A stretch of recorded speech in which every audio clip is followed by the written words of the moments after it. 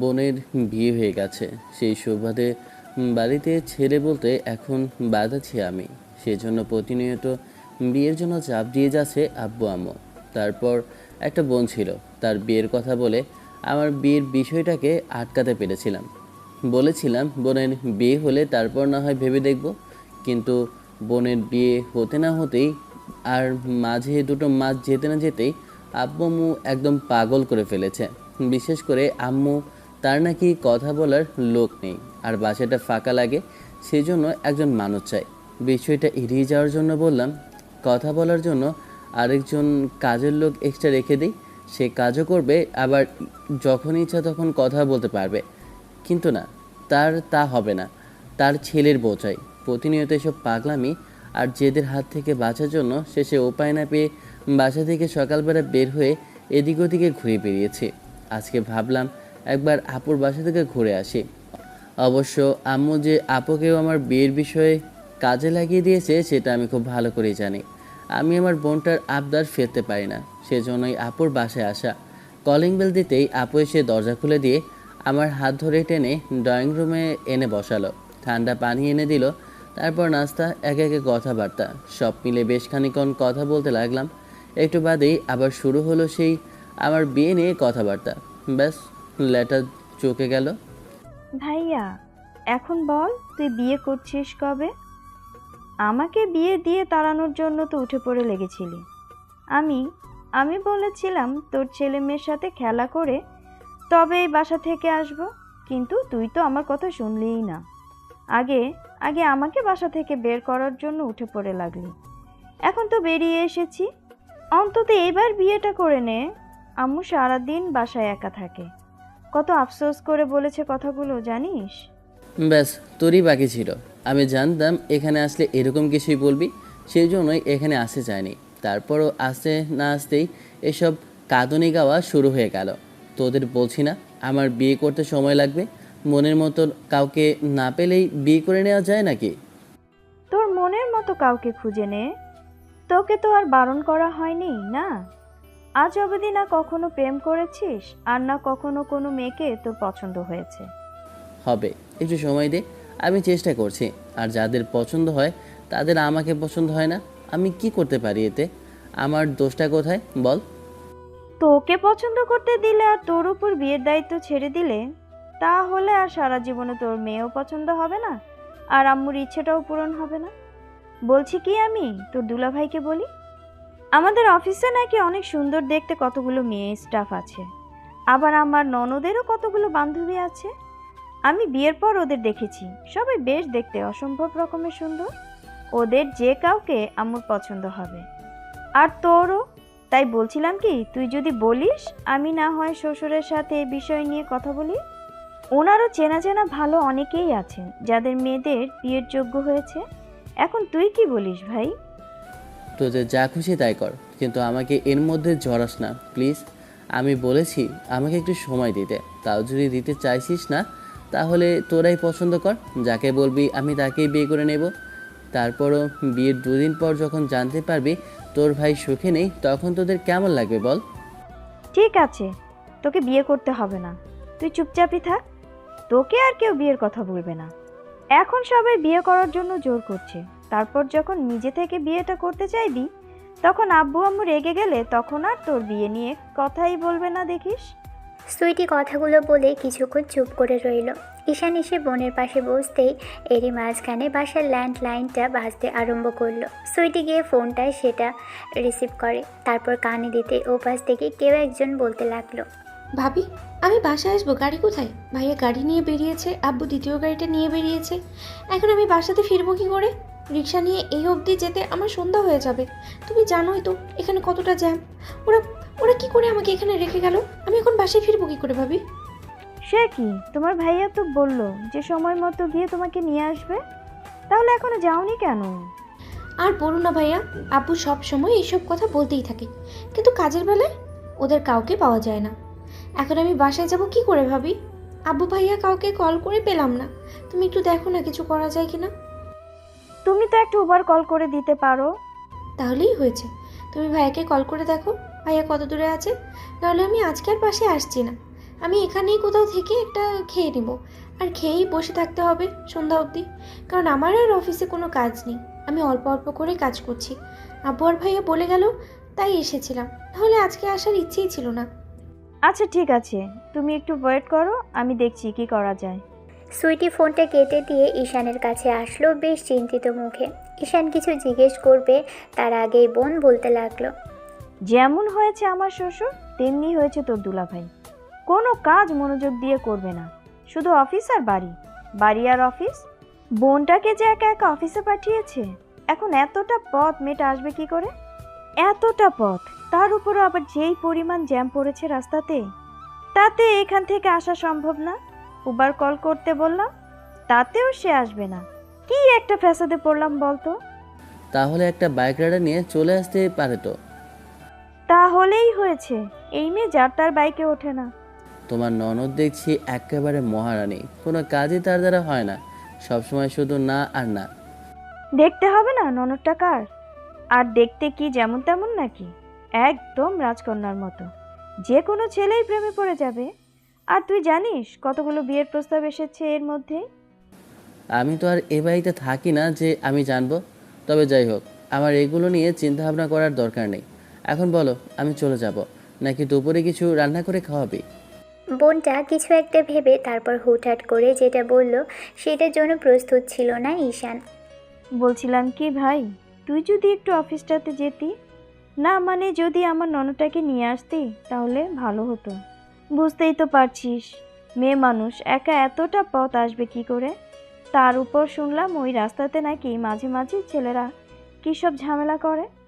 তাই বলছিলাম তুই যদি গিয়ে ওকে একটু নিয়ে আসতি তাহলে ভালো হতো, আমিও নিশ্চিন্ত হতে পারতাম, আর আমার শাশুড়িরও চিন্তা ভাবনা বন্ধ হতো। না হলে ভদ্রমহিলা মুখে কিছু তুলবেই না দুপুরে। আমি যাব? তাহলে আমি এতক্ষণ কাকে বলছি? তুই ছাড়া অন্য কেউ আছে নাকি যাকে এসব কথা বলেছি? ভাই যা না, গিয়ে মেয়েটাকে নিয়ে আয়, আমি ততক্ষণে তোর জন্য কিছু রান্না করি। তা না হয় গেলাম, কিন্তু তোমার ননদ কি আমার সাথে আসতে চাইবে? ওইটা নিয়ে তোকে চিন্তা করতে হবে না, আমি ওকে কল করে দিব, ও ঠিক চলে আসবে তোর সাথে, দেখিস। আর তোকে তো লামহাচিয়ে নেই। আমাকে চিনতে পারলেও কখনো আমার সাথে কথা বলেনি, বিয়ের পর অনেকবার চেষ্টা করলেও কথা বলেনি। আরে তখন কি আমার ননদ জানতো নাকি যে তুই আমার ভাই? তাহলে তো ঠিকই কথা বলতো। এখন কথা বলাস না, যা তো। ঈশানের এক মুহূর্ত দেরি করলো না, আপুর কথা মতো আধা ঘন্টার মধ্যে অফিসের সামনে চলে আসলো। তবে শর্টকাট রাস্তা দিয়ে বাইকে করে আসতে গেলে যে কোনো রাস্তায় বেশ তাড়াতাড়ি হয়, সেজন্যই হয়তো ওকে দিয়ে পাঠানো। ঈশান অফিসের সামনে এসে আপুকে কল করলো। বেশ কিছুক্ষণ পরে এক ভদ্রমহিলা এসে সামনে দাঁড়ালো। ঈশান সেদিকে লক্ষ্য না করে ফোন চাপাচাপিতে ব্যস্ত। এরই মাঝখানে কেউ একজন একটু কাশি দিয়ে বলতে লাগলো, আপনার যদি ফোন চালানো হয় তাহলে এখন আমরা যেতে পারি? এখানে আমি বেশিক্ষণ দাঁড়িয়ে থাকতে পারবো না, এই তীব্র রোদে চেহারাটা ঝলসে যাবে। ভদ্রমহিলার এমন ধারা কথা শুনে ঈশান সামনে তাকালো। এ কি, এ কাকে দেখছে? মেয়েটাকে দেখতে একদম অফিসের বস বস লাগছে, কিন্তু তারপরও দেখতে অসম্ভব রকমের কিউট লাগছে, কারণ আগাগোড়ায় মেয়েটা দেখতে ঝাক্কাস। তবে আগে কখনো তেমন করে একে দেখা হয়নি।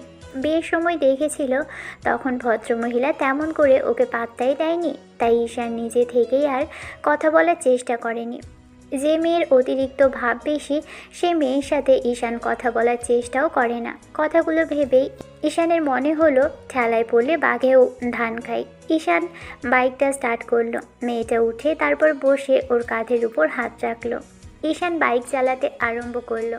বেশ ফাঁকা আর অলিগলি দিয়ে বের হচ্ছিল, যার জন্য মেয়েটা বলতে লাগলো, আপনি বাইকে দেখছি বেশ স্পার্ট, অনেক মেয়েকে নিয়ে ঘুরেছেন নিশ্চয়ই। আসলে ঢাকা শহরে অলিগলিতে চলতে গেলে এইটুকু এক্সপার্ট হতেই হয়। তার মানে এই না যে আমি অনেকগুলো মেয়ের সাথে রিলেশন করি আর তাদের নিয়ে ঘুরে বেড়াই। না মানে এরকম অলিগলি তারাই চেনে যারা লুকিয়ে চুরিয়ে প্রেম করে, তাই ভাবলাম। আপনার ভাবনাটা অন্য কারো ক্ষেত্রে হলে ভালো হতো, কিন্তু আমার ক্ষেত্রে না।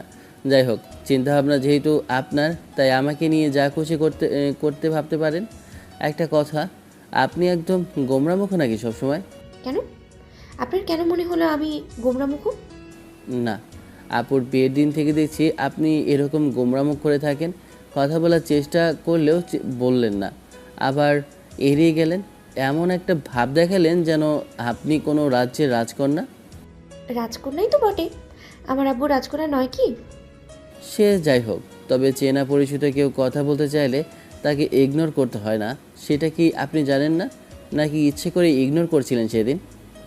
মেয়েটা চুপ করে রইল। তখন ঈশান একটু তাচ্ছিল্য করে হেসে বলতে লাগলো, কথা বললে কিন্তু আমি আপনাকে প্রপোজ করতাম না, এটা শিওর থাকতে পারেন, কারণ এসব টোপোজ আমার দ্বারা হয় না। আজ অবধি এখন পর্যন্ত জীবনে একটা প্রেম করতেই পারেনি। অন্যদিকে আপনি হয়তো ভাবছেন আমি আপনাকে প্রপোজ করব কিংবা পছন্দ করি, তাই সেজন্য এরকম করে আপনাকে বিরক্ত করছিলাম। তেমন কিছু না ম্যাডাম।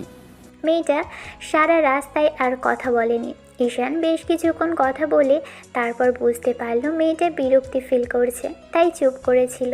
তারপর ওর বাসার সামনে এসে নামিয়ে দিয়ে যখনই চলে যেতে নিবে তখনই আপু ডাকলো। সাথে সাথে ঈশান পিছন ফিরতেই এবার আপু এসে ওর হাত ধরে টেনে নামালো। ঈশান বলতে লাগলো, আবার কি হলো? টানা হেঁচড়া করছিস কেন? তো ননদকে তো বাসায় পৌঁছে দিয়ে গেলাম, তাহলে এখন আবার কি? আমি ঠিকানাটা টেক্সট করে দিচ্ছি, তুই চলে যা। তার মানে এই না যে তুই চলে যাবি, তোর জন্য আমি রান্না করেছি, এসে খাওয়াটা খেয়ে তারপরে যাবি। আর যদি খুব বেশি তাড়া না থাকে 2 দিন থেকে তারপর বাসায় যাবি। ঈশান কিছুই বলল না। তার আগেই বোনটা ওকে টানতে টানতে ভিতরে নিয়ে আসলো।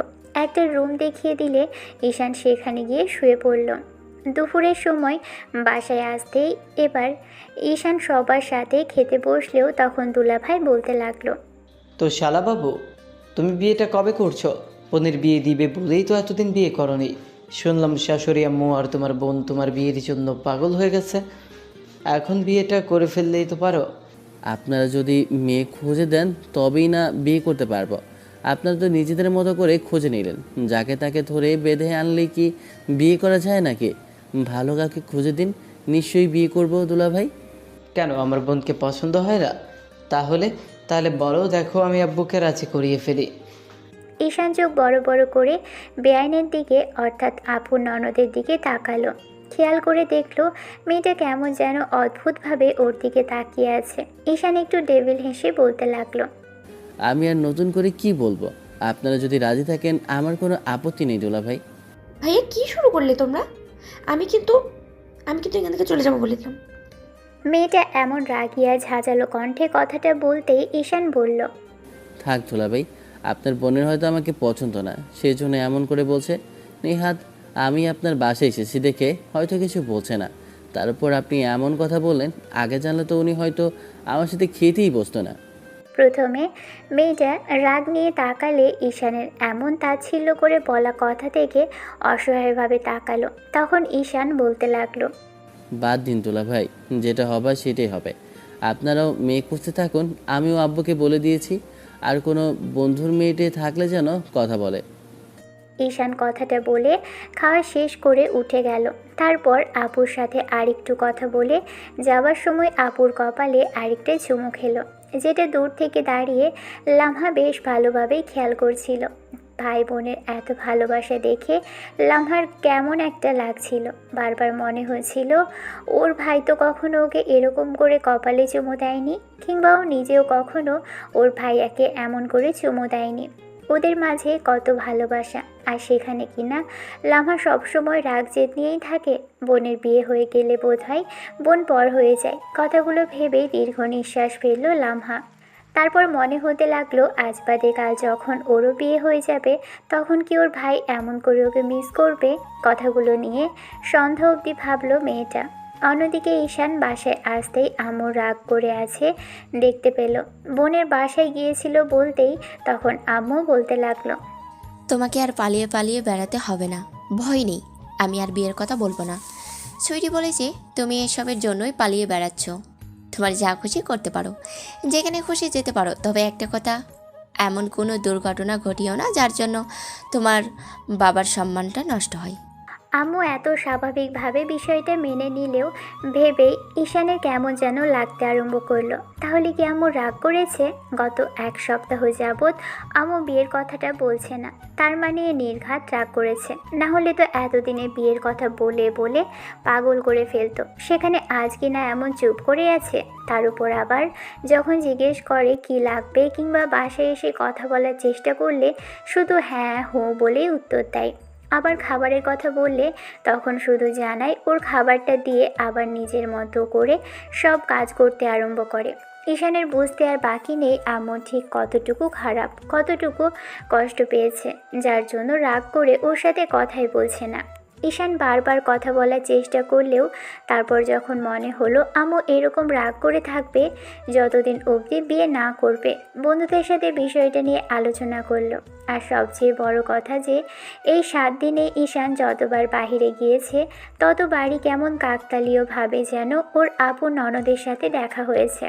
বিষয়টা নিয়ে তেমন করে ভাবা হয়নি, তবে ঈশান যখন বন্ধুদের সাথে আড্ডায় বসে এসব বিষয় নিয়ে আলোচনা করছিল, বিয়ে করবে না বলে আম্মু প্রচণ্ড পরিমাণে রেগে আছে, তখন মেহেদি বলতে লাগলো, শালা আমাদের বিয়ে করতে বলে না দেখে আফসোস করি, আর তোকে এতবার করে বিয়ে করার কথা বলছে, তুই কি না বিয়ে করতে চাইছিস না? বিয়ে নিয়ে এত ভয় কিসের তোর? আমি তো সেটাই বুঝতে পারছি না। আন্টি এত আশা করে তোকে বলেছে ছেলের বউয়ের মুখ দেখাবে বলেই তো। বিয়ে তো করবো, কিন্তু মনের মতো মেয়ে কোথাও পাচ্ছি না বলতো। যাকেই দেখি তাকেই হয় আমার পছন্দ হয়, নাহলে তার আমাকে পছন্দ হয় না। এখনকার সমস্যাটা সেটাই। আমি বলছি কি, তুই এসব চিন্তা ভাবনা না করে তোর কোনো কাজিন কিংবা কোনো ফ্রেন্ডদের মধ্যে কাউকে দেখ, যাকে তোর ভালো লাগে কিংবা সে তোকে পছন্দ করে এমন কেউ থাকলে। তেমন কেউ নেই, তবে আমার কিন্তু একটা কথা মাথায় বেশ কিছুদিন ধরে ঘোরাঘুরি করছে, তোকে বলবো কি করে সেটাই বুঝতে পারছি না, আর বললে তুই কি ঠিক কিভাবে রিয়্যাক্ট করবি সেটা বুঝতে পারছি না। কি কথা বলতে চাইছিস সরাসরি বল, এত ভনিতা করার কিছুই নেই। আমি বাঘও না ভাল্লুকও নই যে তোদের খেয়ে ফেলবো। আচ্ছা, শুনলাম নাকি তোর আপুর একটা হেভি কিউট ননদ আছে, যাকে দেখতে অসম্ভব রকমের সুন্দর। আর প্রথম দিন তো তুই কথা বলার চেষ্টা করছিলি, আমি প্রথমবার দেখেই তো ক্রাশ খেয়েছিলাম। মেয়েটাকে দেখতে কিন্তু হেভি, চাইলে কিন্তু ওর সাথে একটা সুযোগ নিতে পারিস। কি বলছিস? মাথা খারাপ তোর? মেয়েটা আমার থেকে সিনিয়র হবে, তাছাড়া যে পরিমাণে বদমেজাজি আর দেমাগি, তাতে ওর সাথে প্রেম ভালোবাসা সম্ভব না রে। তা না হলে তোদের ছোট ছেলে থাকলে দেখি তাকেই বিয়ে করার কথা বারবার বলতো। কেন সম্ভব না? আলবাত সম্ভব। তাছাড়া সবাই পটে, কেউ শনিবার আর কেউ বা শুক্রবার। আমি বলি কি, তুই একটা ট্রাই মেরে দেখ। মেয়েটাকে দেখতে কিন্তু বেশ ভারী মিষ্টি, অসম্ভব রকমের কিউট, তার সাথে মানাবে ভালো। তাছাড়া তুই যদি বাসায় গিয়ে ওর কথা বলিস, দেখবি আঙ্কেল আন্টি সুর করে ওর সাথে তোর বিয়ে ঠিক করে দেবে। এটা হয় না রে। ওর বাড়িতে যেখানে আমার বোনকে বউ করে পাঠিয়েছি, সেখানে ও কি করে আমার বাসার বউ হয়ে আসবে, সেটাই তো ভাবতে পারছি না। আজকাল এসব কোনো ব্যাপারই না, তুই রাজি থাকলে শুধু বল, আমরা আঙ্কেল আন্টির কানে এই কথাটা তুলে দিব, এত লজ্জা পেতে হবে না তোকে। তুই খালি বল তোর পছন্দ কিনা, তারপর আমরা বাদ বাকি বিষয়টা দেখে নিচ্ছি। নাকি তুই বলতে পারবি? আর যদি না পারিস তাহলে বল। তোরা বুঝতে পারছিস না কেন এরকম কথা বলছিস? খামোখা যেটা হয় না সেটা নিয়ে। কেন, মেয়েটাকে তোর পছন্দ না? দেখতে একদম পরীর মতো সুন্দর, তার সাথে এরকম একটা মেয়েকে কত বউ হিসেবে পাওয়ার ভাগ্যের ব্যাপার। আর তোদের সম্পর্কটা সুন্দর হবে, সিনিয়র বউয়ের আদর পাবি, এতে এত ইতস্তত বোধ করার কি আছে? ঈশানকে বন্ধুরা জোরাজুরি করতে লাগলো লামহার বিষয়টা নিয়ে ভাবার জন্য। মেয়েটা বাইরে থেকে লেখাপড়া করে আসলেও তেমন কোনো পরিবর্তন নেই, তবে বেশ স্বাভাবিক, কিন্তু একটু রাগী। তবে মনের দিক থেকে মেয়েটা অসম্ভব রকমের ভালো, কিন্তু ওর সাথে কথা বলতে চায় না। ঈশান জানে বিয়ের কথা বললে কি এ ধরনের রিয়্যাক্ট করবে, সেটা উপরওয়ালাই জানে। সেদিন শুধু ওর ভাই একটু মজা করে কথাটা বলেছিল, তাতেই মেয়েটা যেভাবে রিয়্যাক্ট করলো।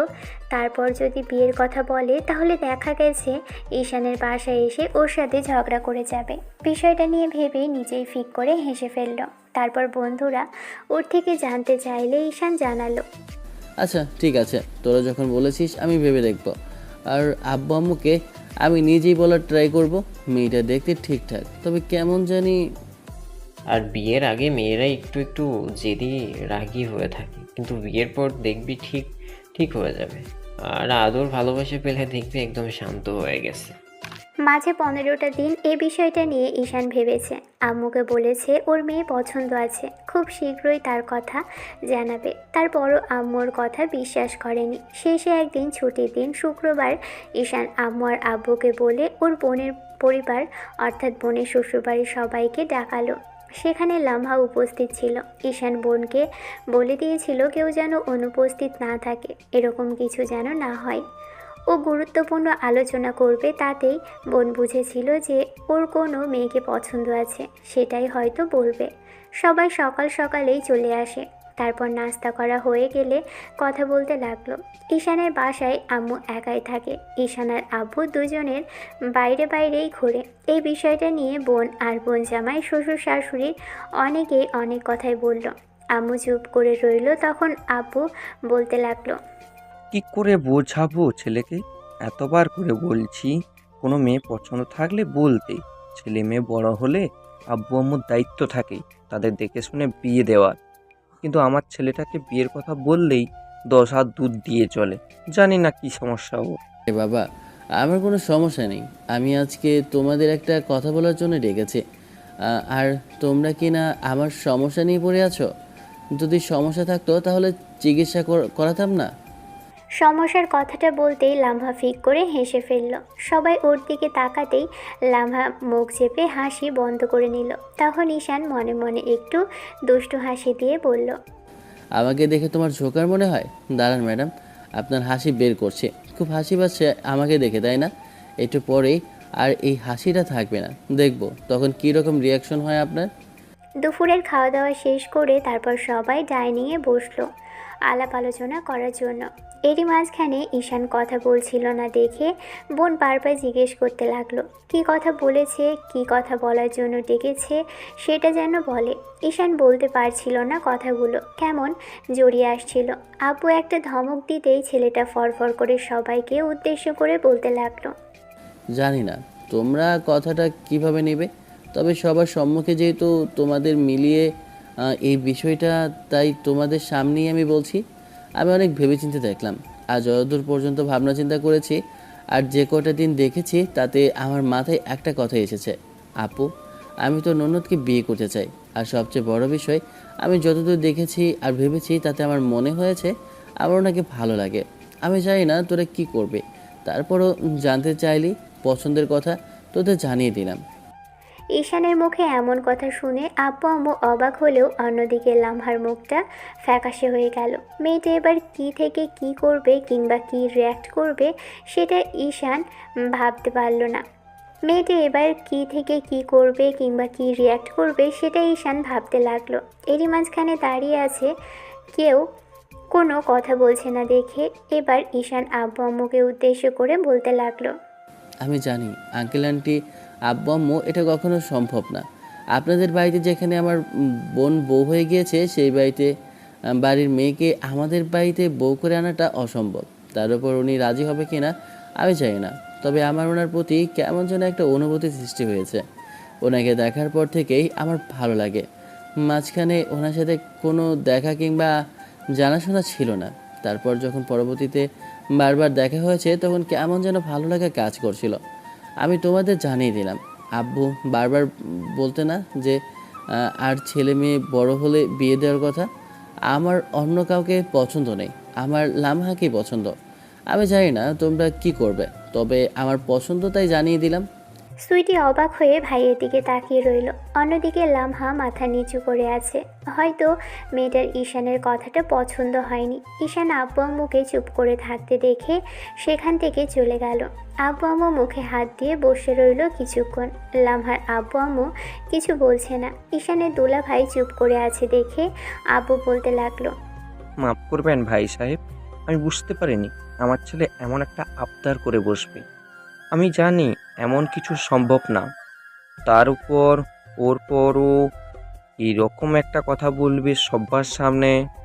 আপনাদেরকে এরকম একটা অস্বস্তিকর পরিস্থিতিতে ফেললো। মামুনি, তুমি রাগ করো না। আমার ছেলেটা একটু এমনই, যেটা ওর পছন্দ হয় সেটা সবার সামনেই বলে দেয়। ছোটবেলা থেকেই এমন করে আসছে।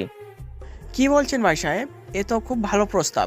তাছাড়া যেখানে আপনার মেয়ে আমার বাসায় গিয়েছে, সেখানে আমার মেয়ে আপনার বাসায় আসলে কি সমস্যা? আপনি এমন করে কেন ভাবছেন? লামহা আপুর কথা শুনেই এবার খানিকটা রিয়্যাক্ট করে বলল। লামহা আপুর কথা শুনে এবার খানিকটা রিয়্যাক্ট করে বসলো। কি বলছো কি আব্বু? আমি এসব কিছু নিয়ে ভাবছি না এখনো। আমার পক্ষে সম্ভব নয় নাকি বিয়ে করা। আশা করছি তোমরা এসব নিয়ে আর আমার সামনে এগুলো এগোবে না। লামহা এমন রিয়্যাক্ট করবে সেটা ঈশানের বোন কিংবা দুলাভাই কেউই ভাবতে পারেনি। তবে ননদের মুখে এমন কথা শোনার সাথে সাথেই সুইটির মুখটা কালো হয়ে গেল। ভেবেছিল ভাই যেহেতু ননদকে পছন্দ করেছে আর ওর দুলাভাইও এসব কথা বলেছিল, তাহলে হয়তো মেয়েটা এখন ওর পরিবারের কথা মতো রাজি হবে। আর লামহা মেয়েটাকে সুইটিরও খুব পছন্দ, কিন্তু কখনো বলার সাহস হয়ে ওঠেনি। যেখানে বউ হয়ে গেছে, সে বাড়ি থেকে আবার একটা মেয়ে আসবে, এটা চারটিখানি কথা নয়। তাই কখনো ওর দুলাভাইকে বলতে পারেনি। আর আজকে যখন শ্বশুর আব্বু বিষয়টা নিয়ে পজিটিভ উত্তর দিতে যাচ্ছিল, তখন মেয়েটা নেগেটিভভাবে কথা বলেই বেরিয়ে গেল। ঈশানের আব্বু আম্মু মুখে হাত দিয়ে বসে রইল। ছেলে অন্যায় আবদার করে ফেললো কি না সেটাই ভাবতে লাগলো। লামহার আব্বু আম্মু বাসা থেকে বেরিয়ে যেতেই সুইটির চোখে পানি টলমল করতে লাগলো। ভাই এরকম একটা অন্যায় আবদার করে ফেললো, যেটা ভেবে হয়তো এরপর দুলা ভাই ওর সাথে কথাই বলবে না। অন্যদিকে লামহা বাসায় ফিরে আসে, তারপর রুমে চলে যায়। আব্বু আম্মু ওর সাথে কথা বলার চেষ্টা করলে মেয়েটা কোনো কথা বলেনি। লামহার ভাইয়া অর্থাৎ ঈশানের দুলা ভাই ওর বোনের সাথে এ বিষয়ে কোনো কথাই বলেনি। সেদিন রাতে সুইটির মন খারাপ দেখে দুলা ভাই অর্থাৎ ওর হাজব্যান্ড বুঝতে পারলো যে ভাইয়ের এরকম আবদার রিজেক্ট করে দেওয়ার কারণে বোনের মনটা খারাপ হয়ে আছে। দুলাভাই গিয়েছে ওর হাত ধরে টেনে ওকে পেটে বসালো। খেয়াল করলো বউটা মুখটা কালো করে রেখেছে। কি হলো, তুমি এরকম মন খারাপ করে আছো কেন? বাসা থেকে আসার পর থেকে দেখছি মুখ কালো করে রেখেছ। তাড়াতাড়ি বাসা থেকে চলে আসলাম বলে এরকম করছো, নাকি তোমার ভাইয়ের? সরি, আমি আসলে জানতামই না আমার ভাই এইরকম একটা আবদার করে বসবে। আপনি বিশ্বাস করেন, আমি এর কিছুই জানতাম না। দয়া করে আপনি আমার উপর রাগ করবেন না প্লিজ। আমি জানতামই না এরকম কিছু হবে, তাহলে আমি ওখানে যেতামই না। দোলা ভাই, কি অবস্থা? তুমি কাঁদছো কেন? তোমাকে আমি দোষ দিয়েছি নাকি? তোমাকে বলেছি তোমার লাইফ পেয়ে তোমার ভাই এমন একটা আবদার করেছে, আর এটা অন্যায় আবদার কোথা থেকে হলো?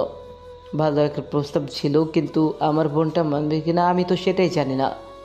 আব্বু পজিটিভ উত্তর দিতে গেল আর আমার নেগেটিভ নিয়ে রিয়েক্ট করে সেখান থেকে চলে আসলো। সেই জন্য হয়তো তোমার আব্বু আম্মু কষ্ট পেয়েছে, ভেবেছিল আত্মীয়তা আরও মজবুত হবে, কিন্তু তোমার ননদকে তো বোঝানো গেল না। কী করবো কে জানে, তবে শ্বশুর শাশুড়ির সামনে আমি নিচে গিয়ে দাঁড়াতে পারবো কিনা আমার সেটা নিয়ে কেমন যেন সংশয় লাগছে। বোনটা এরকম করে সবার সামনে থেকে চলে আসবে ভাবতে পারিনি। সুইটি কান্না করতে লাগলো। তখন দুলা ভাই অর্থাৎ ঈশানের বোন জামাই ওর চোখের পানি মুছিয়ে দিয়ে ওকে আলতো করে জড়িয়ে ধরতেই সুইটি হাজবেন্ডের বুকে মাথা রেখে তারপর কাঁদতে লাগলো। এরই মাঝখানে লামহা ভাইয়ের রুমে আসছিল। তখন ভাইয়া আর ভাবির ভালোবাসাময় পরিস্থিতি দেখে রুমে ঢুকতে পারলো না। লামহা বুঝতে পারলো ভাবি কী জন্য কান্নাকাটি করছে। এইসব কিছু দেখেই মেয়েটার মনটা খারাপ হয়ে গেল। মাঝে কেটে গেছে একটা মাস। এই একটা মাসে সুইটি অনেকবার বাসায় গেলেও ওর বাসা থেকে লোকজন আসলেও কখনো ঈশান আর বোনের শ্বশুরবাড়িতে আসেনি। যখনই সুইটি ওর আব্বু আম্মুর কাছে জিজ্ঞেস করেছে ভাই আসেনি কেন, তখন ওরা কিছু বলেনি। আর সেটা শোনার পরই হয়তো ভাবির মনটা খারাপ হয়ে গেছে। কেঁদেছে পর্যন্ত মেয়েটা। ভাবির ভাই আর এ বাসাতে আসে না, সেটার জন্য কত দুঃখ প্রকাশ করেছে সেটা লামহা নিজে থেকে দাঁড়িয়ে থেকে দেখেছে। আর তাতেই বুঝতে পেরেছে ভাবি ওর সাথে কথা কেন বলতে চায় না, হয়তো তার ভাইকে বিয়ে করেনি বলেই। অন্যদিকে লামহা এসব বিষয় নিয়ে খুবই মেন্টালি ডিস্টার্ব। তাই ওর বান্ধবীদের সাথে বিষয়টা শেয়ার করলে তখন ওরা বলেছিল বিয়েটা করে নিতে, তাতে সম্পর্কটাও সুন্দর হবে। আর লামহা যেহেতু অন্য কোথাও রিলেশনও নেই, তাহলে বিয়েটা করে নিতেই বা সমস্যা কোথায়? যেহেতু ছেলেটা ভালো আর চেনা পরিচিত, কিন্তু মেয়েটা এসব কিছু মানতে পারেনি। এরই মাঝখানে লামহা খেয়াল করেছে ওর ভাইও তেমন করে ওর সাথে কথা বলে না। সেদিন ওর শ্বশুর বাড়িতে গিয়ে এমন সিন ক্রিয়েট করে এসেছে বলেই হয়তো কথা বলে না। লামহা প্রতিনিয়ত ভাবছে কি করবে। একে তো ভাইয়া ভাবি দুজনেই ওর সাথে তেমন করে কথা বলে না, তার উপর আবার আপুর সাথে কথা বলতে গেলেও কিছু বললেও শুধু হ্যাঁ বা না বলে উত্তর দেয়। দুপুরের দিকে সুইটির হাজবেন্ড অর্থাৎ ঈশানের দুলা ভাই বাসায় চলে আসে। একটু বাদে শ্বশুর বাসায় চলে আসতেই তখন ওরা ডাইনিংয়ে বসলো খাওয়া দাওয়া করে কিছু একটা আলোচনা করবে বলে। ঠিক তখনই লামহা এসে ওদের পাশে পড়তে তখন ভাইয়া বলতে আরম্ভ করলো, আব্বু বলছিলাম কি যে ঈশানের জন্য একটা মেয়ে দেখেছে। অনেক দিন যাবতেই শ্বশুর আব্বুর সাথে এইসব বিষয় নিয়ে কথা হচ্ছে। উনি বললেন কাজের জন্য একা পেরে উঠছে না, আর আমার শালাও হয়েছে একদম ফাঁকিবাজ, কোনো কাজে মনোযোগ দেয় না। সেই জন্য বললো যে জোর করে ধরে একটা বিয়ে করিয়ে দিলে হয়তো অফিসের দিকে যাবে, তাতে হয়তো শ্বশুরেরও একটু স্বস্তি মিলবে। তাই ভাবছিলাম মেয়ে দেখব, আর আজকে মেয়ে দেখেও নিয়েছি ওর। শ্বশুর আব্বুকে বললাম যাবে কিনা, সে বলল সময় নেই, এখন তোমাকে আমার সাথে যেতে হবে আব্বু। ঈশানের জন্য মেয়ে দেখেছে কথাটা শোনার সাথে সাথেই কেমন যেন লামহার মুখটা কালো হয়ে গেল। যে ছেলেটা দুদিন আগেও ওকে পছন্দ করে বলেছিল সেই ছেলেটার জন্য অন্য মেয়ে দেখেছে। কথাটা শোনার সাথে সাথেই লামহার কেমন জানি লাগছে। ও সেখানে থেকে উঠে চলে গেল। তারপর হঠাৎই একটু বাদে আবারও ফিরে আসলো। ওর এরকম আসা যাওয়াতে আব্বু আম্মু খানিকটা বিরক্ত, তাই আব্বু বেশ খানিকটা রাগী কণ্ঠে বলতে লাগলো, কি সমস্যা? তোমার এরকম আসা যাওয়া করতেছো কেন? হয় এখানে থাকো, আর না হলে এখান থেকে চলে যাও। তোমাকে জোর করে ধরে এখানেই রাখা হয়নি। কথার মাঝখানে বারবার এমন করলে বিরক্ত লাগছে, বুঝতে পারছো না? আমাকে একটু ভাবার জন্য সময়ও দিতে পারলে না তোমরা? সবাই অবাক চোখে লামহার দিকে তাকিয়ে রইল। কি বলবে কি করবে কিছুই বুঝতে পারছে না। তবে মেয়েটা হুটহাট করে এমন একটা প্রশ্ন করবে ওরা ভাবতেও পারেনি। লামহার কথাতে ভাইয়া আর আব্বু তেমন সিরিয়াসভাবে নিল না। ওরা অন্যদিকে কথা ঘোরানোর চেষ্টা করলে তখন লামহা বেশ খানিকটা কড়া কণ্ঠে বলতে লাগলো, আমি কি বললাম তোমরা শুনতে পাওনি? আমি কি ভাবার জন্য একটু সময়ও দিবে না আমায়? আমি সেদিন চলে এসেছিলাম, তার মানে এই না যে আমি বিয়েটা করব না বলেছি। আব্বু আম্মু ভাইয়া ভাবি সবাই অবাক হলো। লামহার এসব কি বলছে? তার মানে কি ও কোনো বিয়ের কথা বলছে? ভাইয়া বেশ খানিকটা অবাক হয়ে যখনই জিজ্ঞেস করতে যাবে তার আগে আব্বুই প্রশ্ন করে বসলো, দেখো, এখানে একটা গুরুত্বপূর্ণ বিষয় নিয়ে আলোচনা হচ্ছে।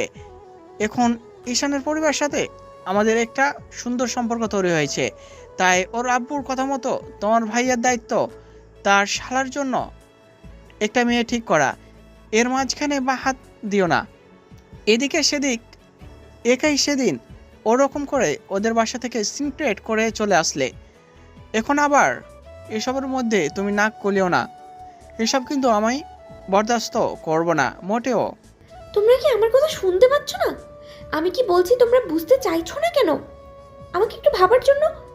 কি ভাবার জন্য কি করতে চেয়েছিলে তুমি? আমি তো সেটাই বুঝতে পারছি না। তুমি তো সেদিন ওখান থেকে চলে আসলে, তাহলে এখন আবার এইখানে সিনক্রেট করছো কেন? কারণ আমি এই বিয়ে হতে দেব না। আমি মানতে পারবো না ওর বিয়েটা অন্য কোথাও হবে। মানে কি, ওর বিয়ে অন্য কোথাও হলে তাতে তোমার সমস্যা কিসের? আমি তো সেটাই বুঝতে পারছি না। সেদিন বাড়ি বয়ে গিয়ে আমার শ্বশুর শাশুড়িকে অপমান করে এসেছ। এটার কিন্তু প্রয়োজন ছিল না সবার সামনে এমন করে রিয়েক্ট করার। ছেলেটা তোমাকে পছন্দ করে সেটা বলেছ, তুমি বিয়ে করবে না সেটা বাসায় এসে বলে দিলেই হতো। আমরা একটু ঘুরিয়ে ফিরিয়ে বারণ করতাম, কিন্তু সেদিন ওই মুহূর্তে সবার সামনে সিনক্রেট করা ঠিক কতটুকু কষ্ট পেয়েছে তুমি একটাবার ভেবে দেখেছ? লামহা অপরাধীর মতো কিছুক্ষণ মাথা নিচু করে রইল। তারপর মনে হলো ভাবি অবাক চোখে তাকিয়ে আছে। মেয়েটা ভাবির দিকে তাকিয়ে থেকে লামহা হুটহাট করে যেটা বলে সেটা শোনার জন্য ভাবি হয়তো প্রস্তুত ছিল না। আমি সরি ভাবি, আমি আসলে ওরকম করে বলতে চাইনি।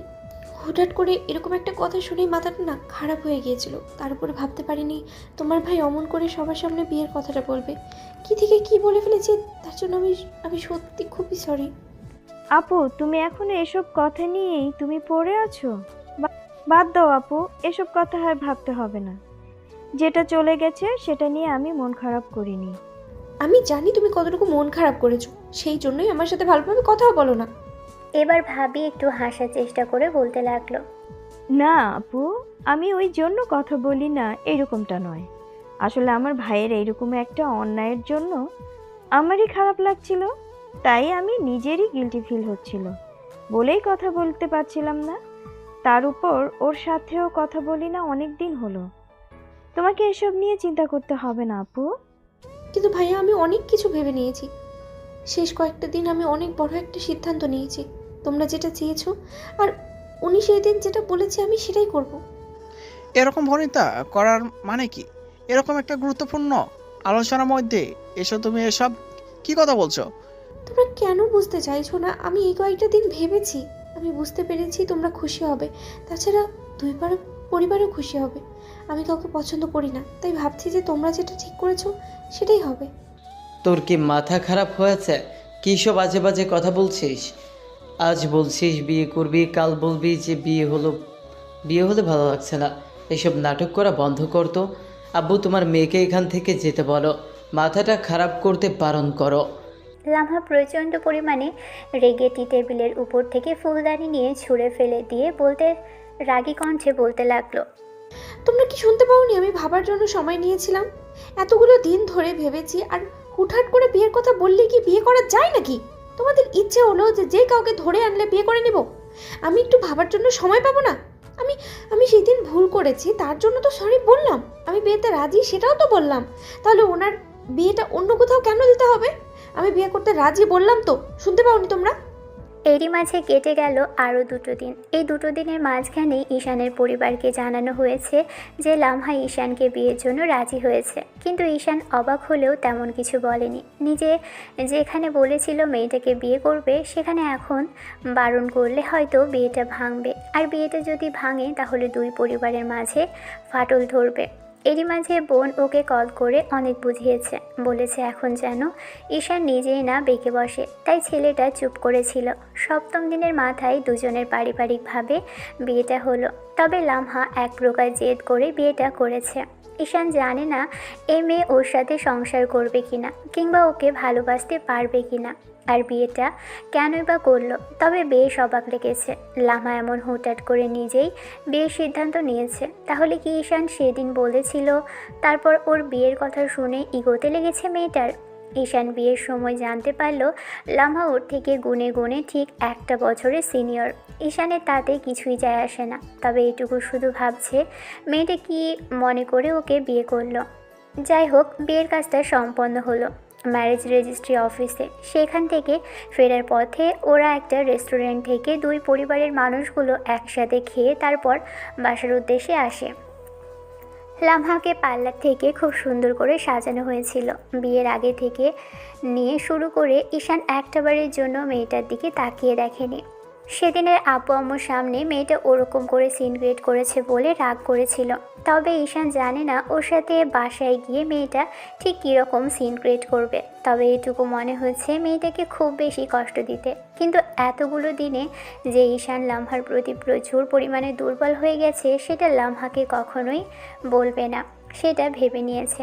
আর যার যা প্রাপ্য তাকে সেটাই দিতে হবে, সেটা ভেবেই শয়তানি মার্কা হাসি দিল ছেলেটা। ঈশান বাসায় এসে বন্ধুদের জানালো আজকে বিয়ে করে নিয়েছে। ওরা হয়তো জানতো বিয়েটা ঠিক হয়েছে, তবে এমন হুটহাট করে যে বিয়েটা হবে ভাবতে পারেনি। ঈশান লামহাকে রুমে রেখে তারপর বাইরে বেরিয়ে যায়। ছেলেটা ফ্রেশ হয়ে বন্ধুদের সাথে আড্ডা দিয়ে তারপর রাতে বাসায় ফেরে। মেয়েটা ভাবতেও পারেনি ওকে দিনের বাকিটা সময় বাসায় এমন একা একা বসে থাকতে হবে। ঈশানের বোন, দুলা ভাই সবাই এ বাড়িতে, তবে বোন ও শ্বশুর শাশুড়ি দুজনের বাসায় চলে গেছে।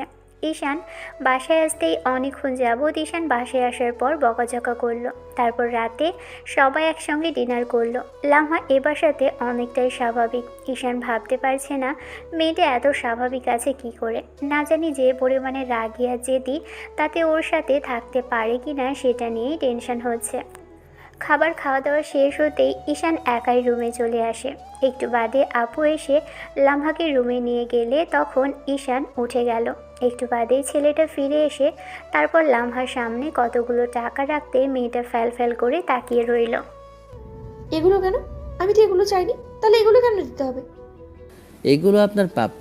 আর থেকে থেকে তো মোড চেঞ্জ হওয়ার অভ্যাস আছে আপনার। দেখা গেল আজ বাদে কালি বললেন আপনি আমার সাথে থাকবেন না, পরশু আবার ডিভোর্সের জন্য জোর করলেন, তাই আগে থেকেই দিয়ে রাখলাম। ঈশানের মুখে এরকম কথা শুনে লামহার মুখটা কালো হয়ে গেল।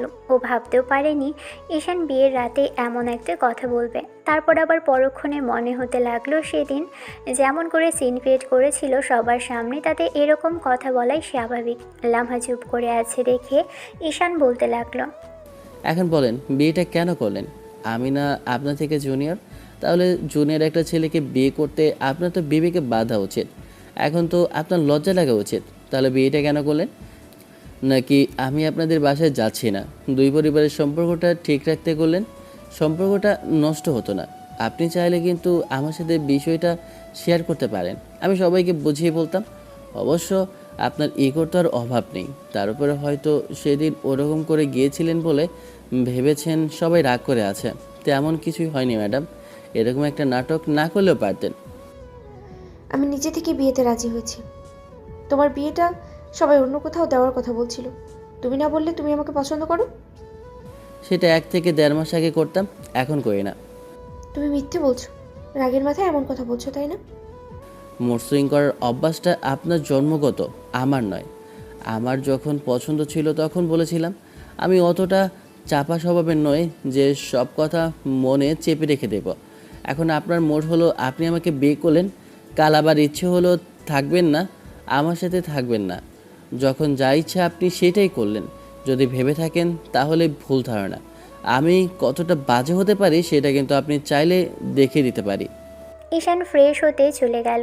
লামহা বসে হাত মোচড়াতে লাগলো। ছেলেটাকে কি বলবে তার আগে নিজেই এতগুলো কথা শুনিয়ে দিল। তাহলে কি ছেলেটা ওর সাথে রেগে আছে? কথাগুলো ভেবেই লামহার প্রচণ্ড পরিমাণে কান্না পাচ্ছিল। সেদিন রাগের মাথায় একটা কথা বলার কারণে আর এড়িয়ে যাওয়ার কারণে আজকে ঈশান রাগ করে আছে। ছেলেটা রাগ করে আছে, তাতে ওর এত খারাপ লাগছে কেন? তাহলে কি ওকে ভালোবেসে ফেললো? ঈশান ফ্রেশ হয়ে আসতেই একটু বাদে লামহা নিজে গিয়েও ফ্রেশ হয়ে আসলো। তারপর নামাজ পড়ার কথা বলে তখন ঈশান মেয়েটার সাথে নফল নামাজ ঠিকই পড়ে নিল। তারপর ছেলেটা একাই গিয়ে বেডে শুয়ে পড়ল, যার জন্য লামহা বেশ খানিকক্ষণ অবাক চোখে ওর দিকে তাকিয়ে রইল।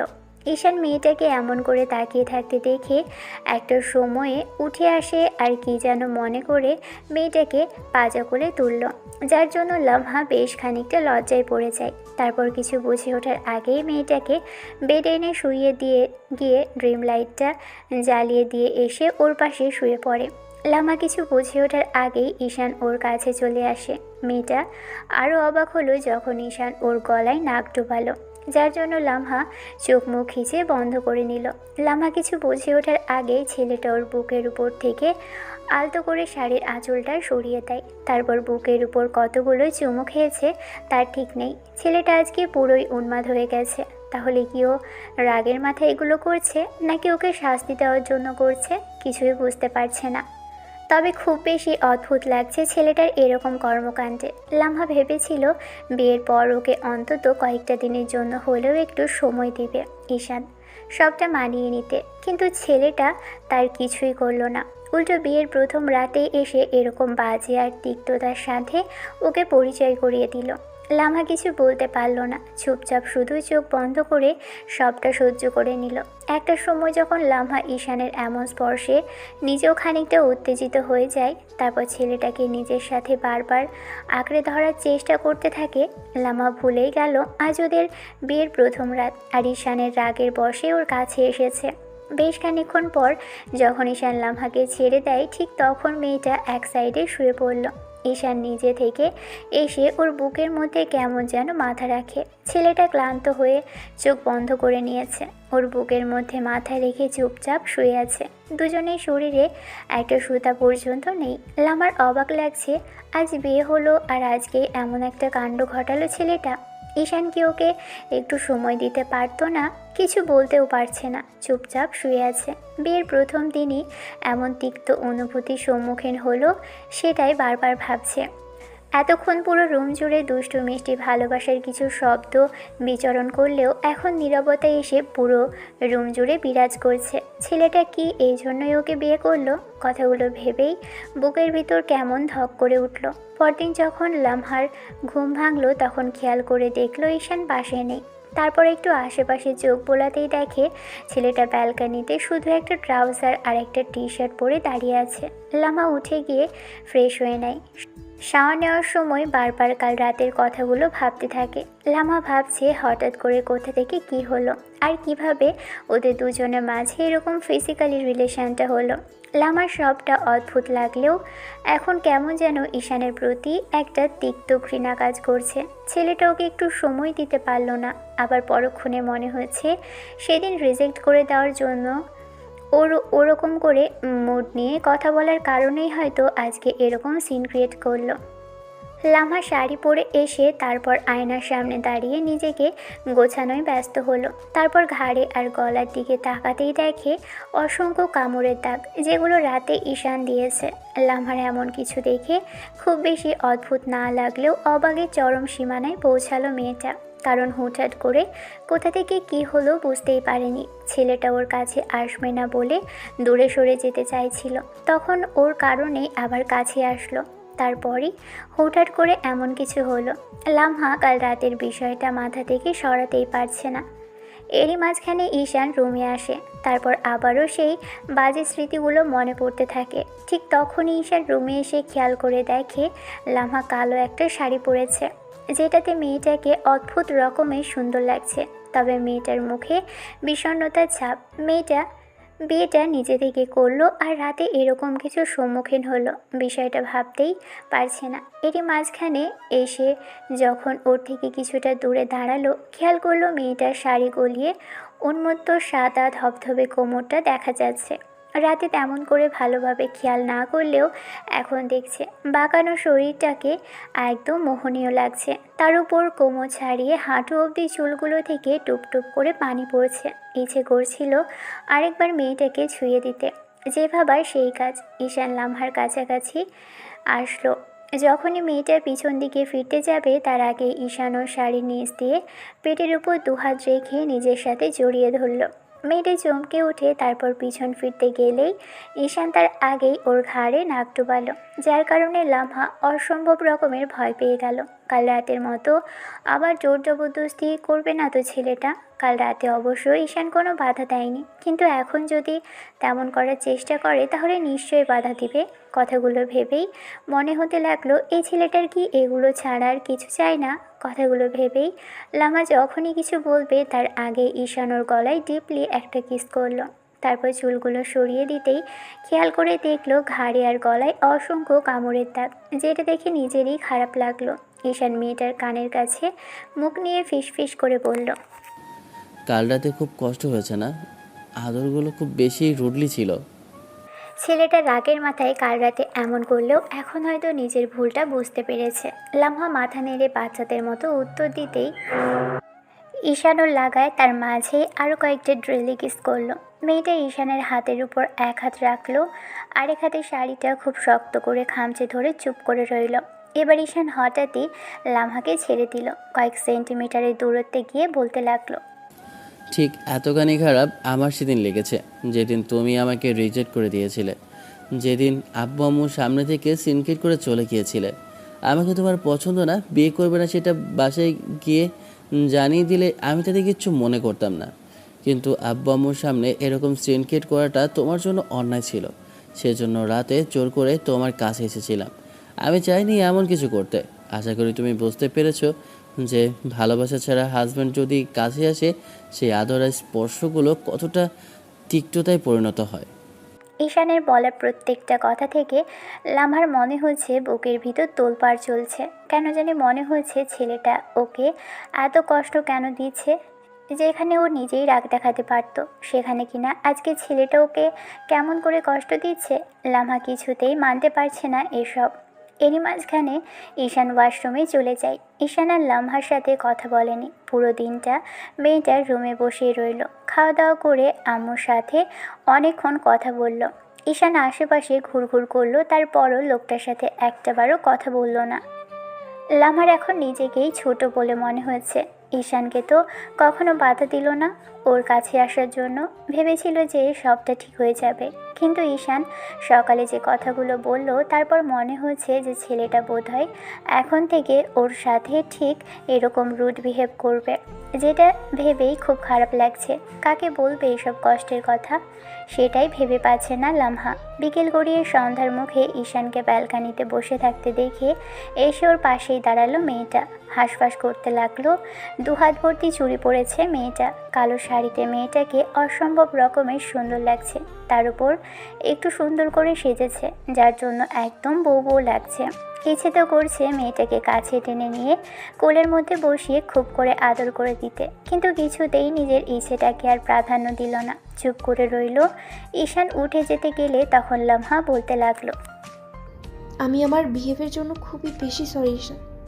আমি আসলে বুঝতে পারিনি যে ভবিষ্যতে আপনাকে বিয়ে করব, আর আপনাকে নিয়ে ভেবে আপনার প্রতি যে দুর্বলতা আসবে সেটা কল্পনাও করতে পারিনি।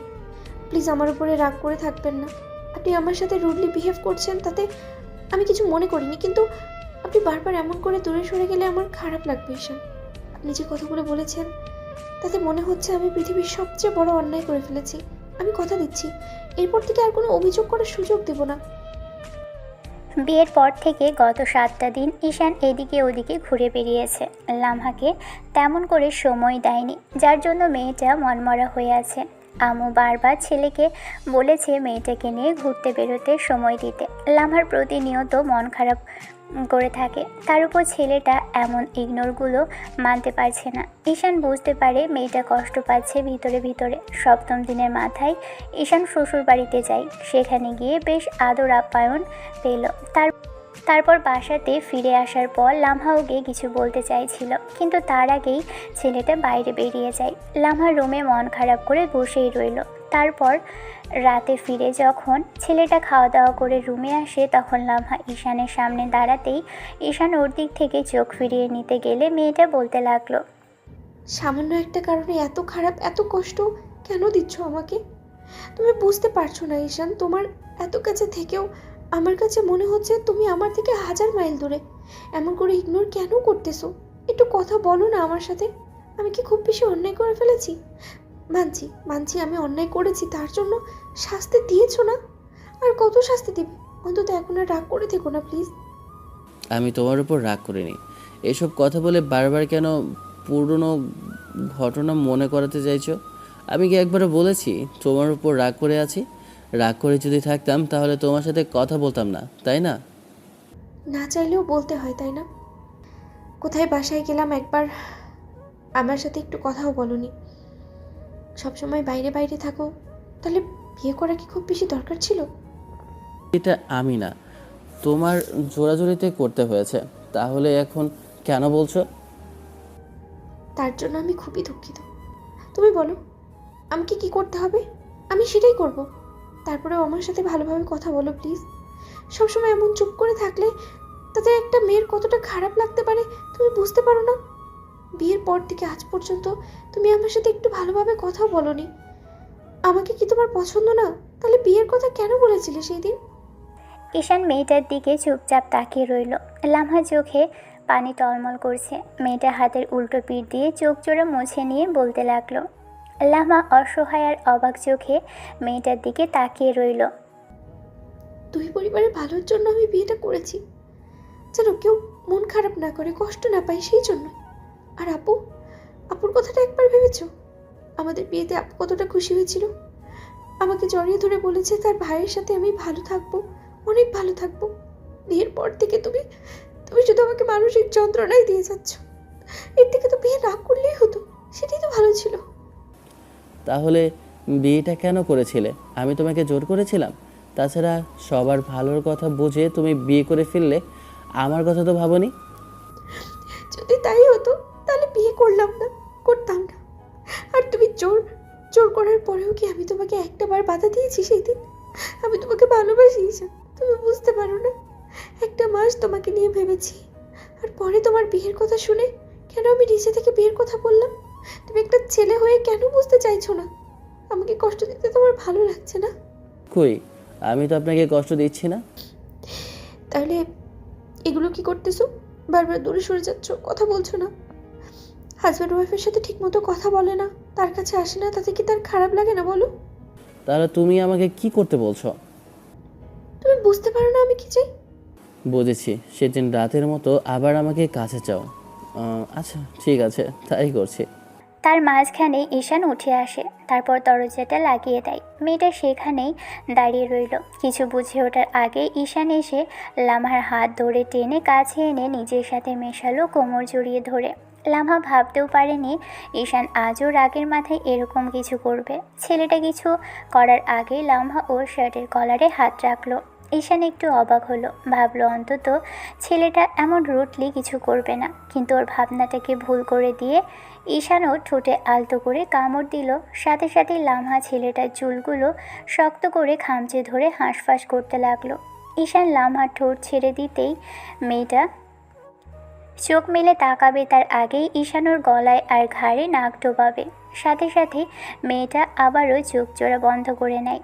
ঈশানের চুলগুলো দু হাতে মুষ্টিবদ্ধ করে ধরল আর জোরে জোরে নিঃশ্বাস নিতে লাগলো। তার মাঝে ঈশান মেয়েটার বুকের উপর থেকে আঁচলটা ফেলে দেয়, তারপর জোর করে লামহাকে বেডে নিয়ে যায়। যা ইচ্ছে তাই করতে থাকে। মেয়েটাকে খুব রুটলি আদর করতে লাগে, যার জন্য লামহার কষ্ট হচ্ছিল, কিন্তু তারপরও কখনো বুঝতে দেয়নি ওর কতটা কষ্ট হচ্ছে। এই আদরের মধ্যে লামহা কোনো প্রকার ভালোবাসা খুঁজেই পাচ্ছে না। লামহার চোখ দিয়ে পানি পড়ছে। ঈশান নিজের কাজে ব্যস্ত। ঘণ্টাখানেকের টর্চারের পর একটা সময় উঠে যায়। লামহা বেডের এক সাইডে বসে চাদরে নিজেকে মুড়িয়ে নিয়ে চোখের পানি ফেলতে থাকে। ঈশান ফ্রেশ হয়ে এসে দেখে মেয়েটা বসে আছে, তখনও বলতে লাগলো, কি হলো, তোমার শখ মেটেনি নাকি? আরও কিছু করতে হবে? আমি এমন করে ভালোবাসার কথা বলিনি। ঈশান, এই ভালোবাসা আমার চাই না।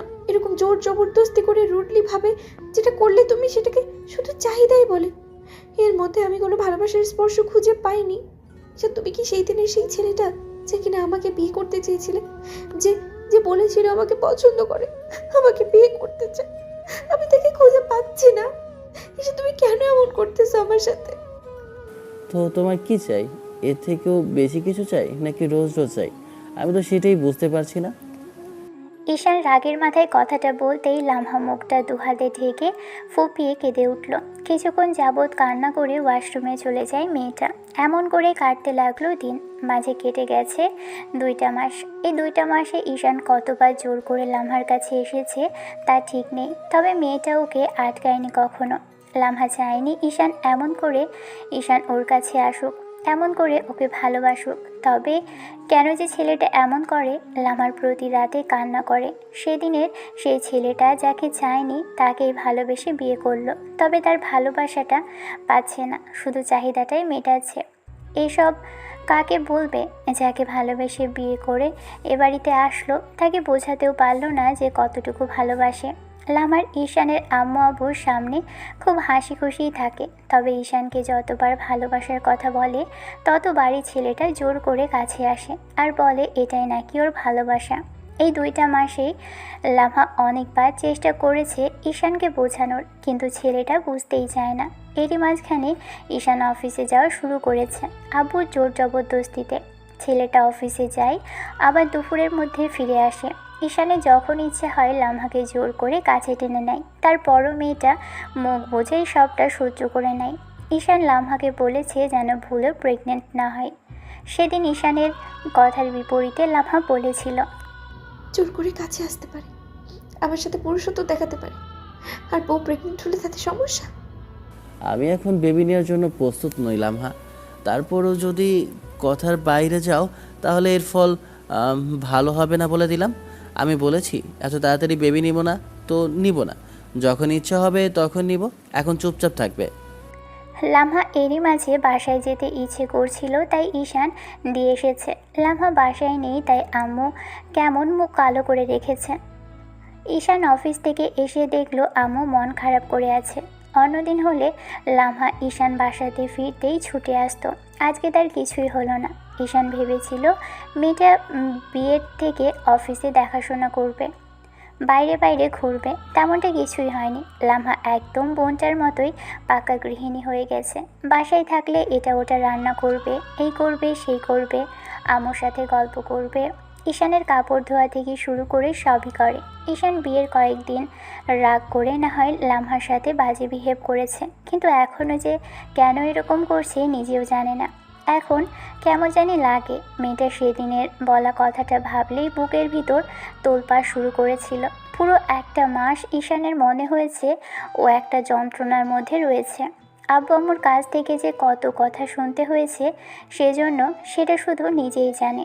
ঈশান লামহাকে কখনো বলেনি সেদিন ওকে বিয়ে করাবে।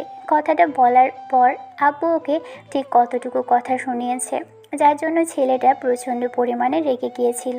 তারপর আবার যখন মেয়েটা নিজে থেকেই বিয়েতে রাজি হলো তখন ওর খুশি হবার কথা ছিল, কিন্তু তাতেও হয়নি। উল্টো মেয়েটাকে কাছে পেয়ে জোর জবরদস্তি করেছে। ঈশান বাসে এসে ফ্রেশ হয়ে রকিং চেয়ারে বসলো। বারবার মেয়েটার কান্নামাখা মুখটা ভেসে উঠেছে। ঈশান খেয়াল করে প্রতি রাতে ও ঘুমিয়ে গেলে লামহা চোখের পানি ফেলে। বলতে পারে না ওর বুকে ঘুমাবে। মেয়েটা কিছু একটা চাই। শারীরিক সুখটা তখনই পরিপূর্ণ আর তৃপ্তময় হয় যখন দুটো ভালোবাসার মানুষকে ভালোবেসেই স্পর্শ করে, কিন্তু সেটা যদি না হয় তাহলে সেই স্পর্শটা তিক্ততায় পরিণত হয়। লামহা বাসায় গিয়ে আব্বু আম্মু ভাইয়া ভাবির সাথে বেশ ভালোভাবেই সময় কাটালেও অন্যদিকে ঈশানের কাছে কেমন জানি পুরো বাসাটাই ফাঁকা ফাঁকা লাগছিল। সন্ধ্যার মুখে বাসা থেকে বেরোবে ঠিক তখনই আম্মু বলতে লাগলো, কোথায় যাচ্ছ? একটু বাইরে যাচ্ছি, বন্ধুর সাথে দেখা করতে। কেন? দুদিন হলো বৌমা বাসায় নেই। তোমার কি এখনো মনে হচ্ছে না ওকে বাসায় আনা দরকার? তোমার না হয় ওকে প্রয়োজন নেই, কিন্তু আমি বাসায় একা একা থাকলে আমার ভালো লাগছে না। এক মেয়েকে ওদের বাসায় পাঠিয়েছি, আরেকজন এই বাসায় আসার পর তাকে মেয়ে হিসেবে ভালোবাসতে আরম্ভ করেছি। তুমি ওকে বাসায় নিয়ে আসো। আমি এত কিছু জানতে চাই না। তুমি এক্ষুনি গিয়ে বৌমাকে নিয়ে আসবে, আর যদি তা না হয় রাতটা থেকে তারপর বাসায় আসবে কাল। আম্মু জোড়াজুড়িতে বাইক নিয়ে বেরিয়ে পড়ল ঈশান। তারপর ঈশানের বাসার সামনে এসে বেশ কিছুক্ষণ দাঁড়িয়ে রইল। তারপর আপুকে কল করতে লাগলো। আপু কলটা রিসিভ করছে না। শেষের লামহাকে কয়েকবার কল করতে মেয়েটা দৌড়ে আসে। কলিং বেল দেওয়ার আগেই যখনই দরজা খুলে দিল খেয়াল করলো ঈশান দাঁড়িয়ে আছে। ছেলেটার দু হাত ভর্তি মিষ্টি আর ফলমূল আর কিছু শপিং ব্যাগ। এগুলো দেখে লামহা খানিকটা খুশি হলো। তাড়াহুড়ো করে ওর হাত থেকে ব্যাগগুলো নিয়ে বলতে লাগলো, তুমি না আসবে একটাবার আমাকে বলবে না? আমি আরও ভাবলাম তুমি নিতেই আসবে না। আমি কাল আব্বুকে বলবো যেন আমাকে এসে নিয়ে যায়। কেন? আমি আগে আসলে কি করতে? আজব তো, এটা তোমার শ্বশুরবাড়ি না? শ্বশুরবাড়ি আসবে, কিছু রান্না করতে হবে না তোমার জন্য? এখন কথা না বলে ভেতরে চলো। আমার হাতগুলো লেগে এসেছে। এগুলো নাও, বাসায় যেতে হবে এক্ষুনি। এরই মাঝে বোন এসে দাঁড়ালো। তারপর ঈশান বোনকে দেখে এগিয়ে যেতেই বোন এসে কপালে চুমু দিলে ঈশান আপুকে এক হাতে জড়িয়ে ধরে বলতে লাগলো, এতদিন আর চেষ্টা করেও আনা যায়নি, আর যেই না বউ 2 দিনে এসেছে কিনা তাতেই বউকে নিতে এসেছিস, তাই না? বোনের কথা তো ভুলেই গেছিস। আমি আসতে চাইনি আপু, আম্মু জোর করে পাঠালো। আর তার নাকি বৌমাকে ছাড়া ভালো লাগছে না, তাই। ভাবি তোমার ভাইকে বোঝাও তো, আজকে কোথাও যাওয়া হচ্ছে না, কয়েকটা দিন থেকে তারপরে বাসায় যাবে। আমি ওর জন্য নাস্তার ব্যবস্থা করছি।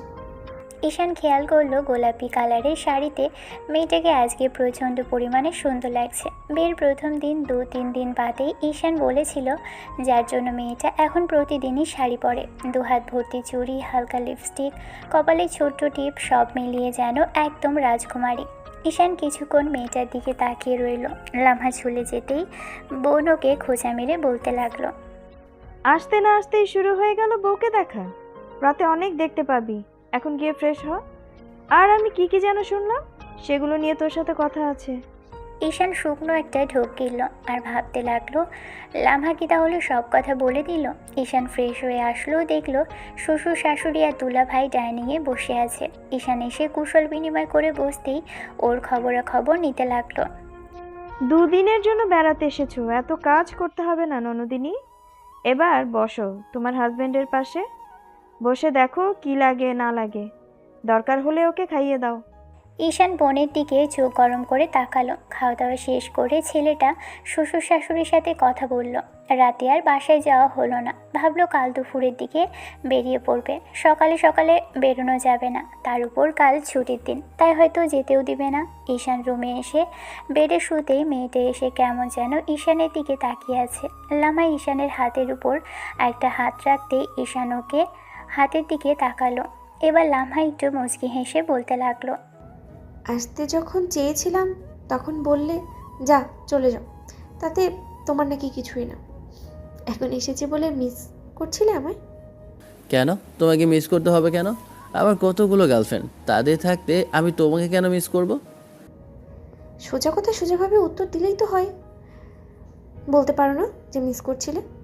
আচ্ছা ঠিক আছে, বুঝলাম তুমি মিস করছিলে না, কিন্তু আমি খুব মিস করছিলাম ঈশান। লামহার মুখের দিকে তাকালে মেয়েটার দিকে এগিয়ে এসে নিজে থেকে 2 হাতে জড়িয়ে ধরতেই যখন চোখ মিলে তাকালো তখন লামহা বলতে লাগলো, আজকে কিন্তু আমাকে সরিয়ে দিতে পারবে না। আমার খুব ইচ্ছে করছে তোমার বুকে ঘুমাতে। বিয়ের পর থেকে এই অবধি কখনো আমাকে বুকে নিয়ে তুমি ঘুমাওনি। যখন তোমার আমাকে কাছে পেতে ইচ্ছে করে তখনই কাছে আসো, তারপর তোমার কাজ হয়ে গেলে আমার দিকে তুমি ফিরেও আর তাকাও না। আমার খারাপ লাগে কি না, কষ্ট হয় কি না সেটা একটাবার জিজ্ঞেসও করো না, অন্তত আজকের মতো দাও ঈশান। লামহার কথাতে ঈশানের কেমন যেন খারাপ লাগলো, তাই নিজেই মেয়েটাকে জায়গা করে দিতেই লামহার বুকের সাথে মিশে গেল। মেয়েটা কথা বলতে বলতে একটা সময় বুকের মধ্যেই ঘুমিয়ে পড়ে। ঈশান ওকে 2 হাতে জড়িয়ে নেয়, মাথার চুলের ভাঁজে অজান্তেই চুমু খায়। পরদিন সকালে ঘুম ভাঙতেই দেখে মেয়েটা ওকে আষ্টে পিষ্টে জড়িয়ে ধরে রেখেছে।